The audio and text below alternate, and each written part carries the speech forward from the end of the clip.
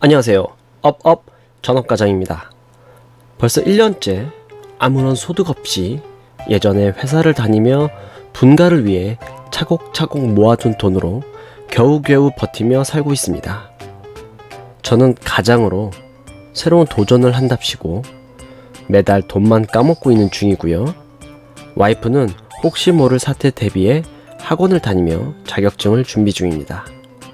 하나 있는 우리 5살 딸은 아무것도 모른 채 해준 것도 별로 없는데도 불구하고 건강하게 무럭무럭 잘 자라고 있습니다.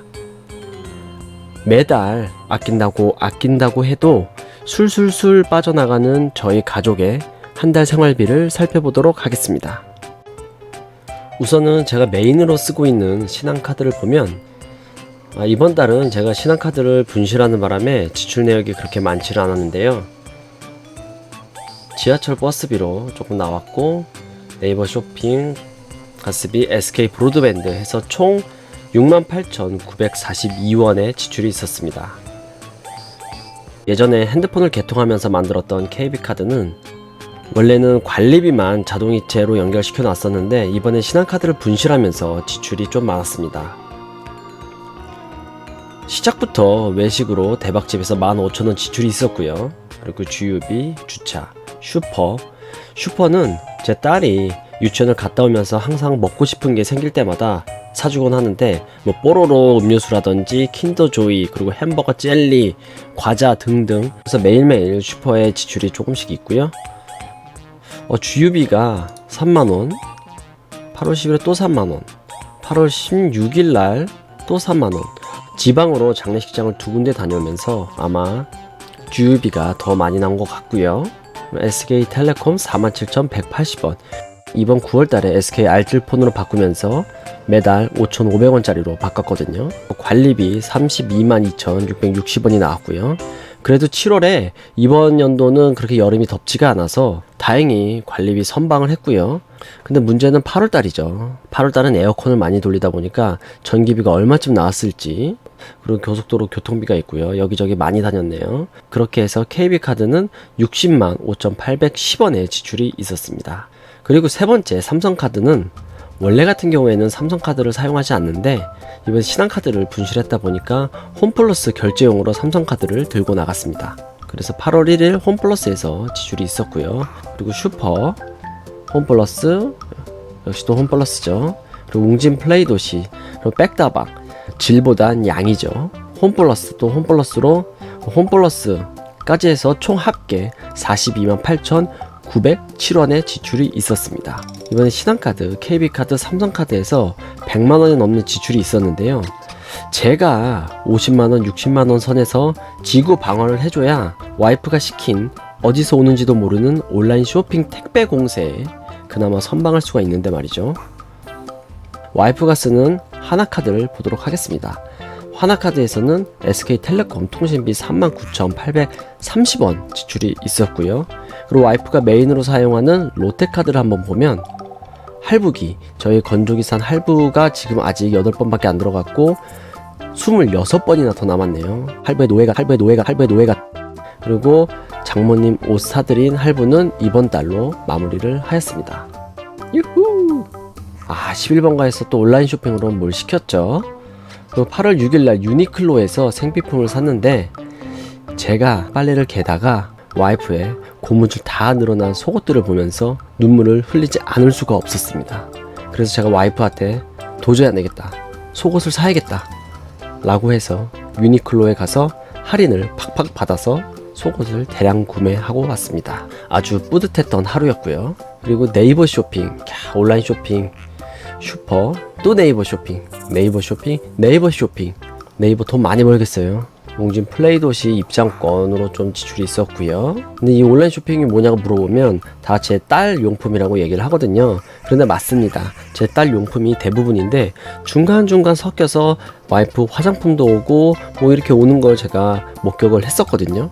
하지만 그냥 모른 채, 그리고 제 와이프가 나름대로 전략하면서 살고 있는 걸 알기 때문에 제가 빨리 돈을 많이 벌어서 이런 거 눈치 안 보고 팍팍 살 수 있도록 홈플러스를 너무 많이 가는 것 같아서 이번 10월달은 홈플러스를 아예 가지 않고 그냥 필요한 거를 한번 슈퍼에서 사는 게 그게 더 절약이 될지, 아니면 홈플러스를 가서 할인을 많이 받아서 한꺼번에 사는 게 더 절약이 될지를 한번 10월 달에 실험을 해봐야 될 것 같습니다. 그리고 또 온라인 쇼핑 해서 이번 와이프 롯데카드에서는 총 68만 5,130원의 지출이 있었습니다. 그리고 저희 고정비용으로 나가는 보험에서는 총 31만 7,183원 보험 비용으로 지출이 되었습니다.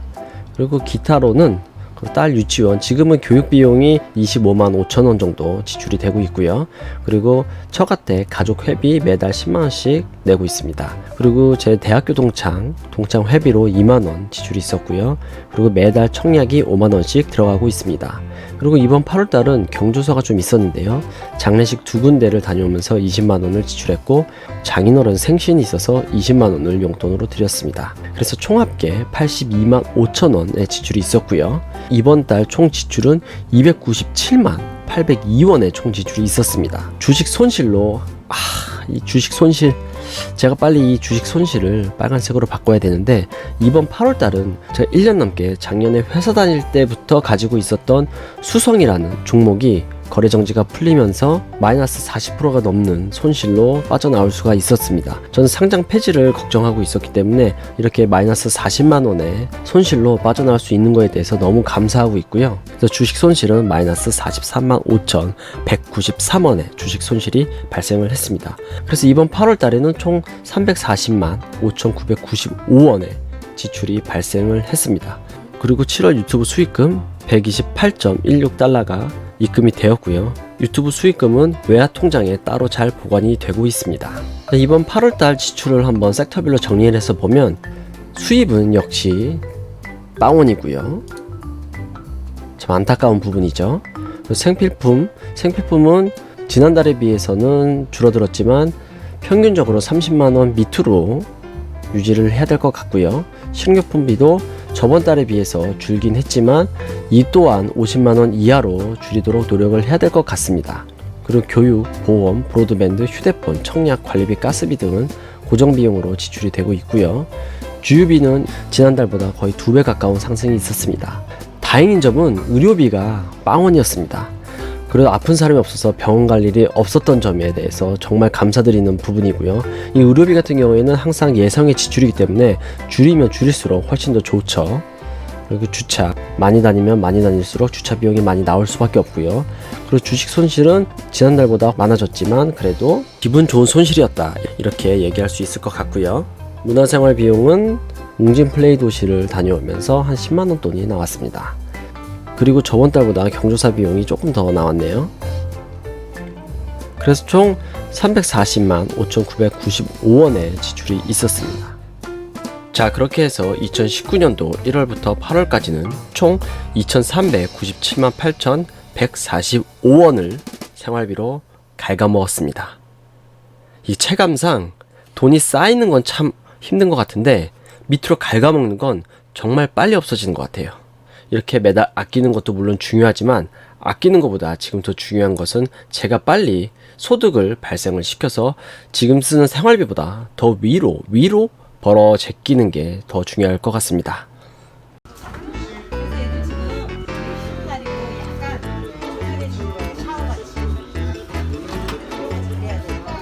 여기서 우리 이거 5마리만 주세요. 네, 안녕하세요.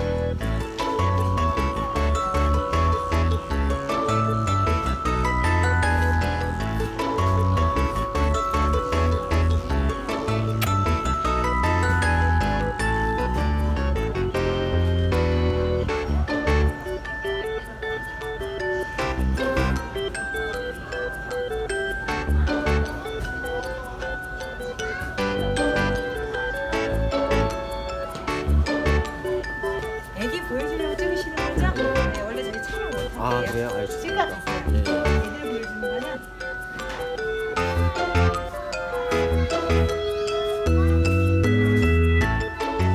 그러면 이제 갈까?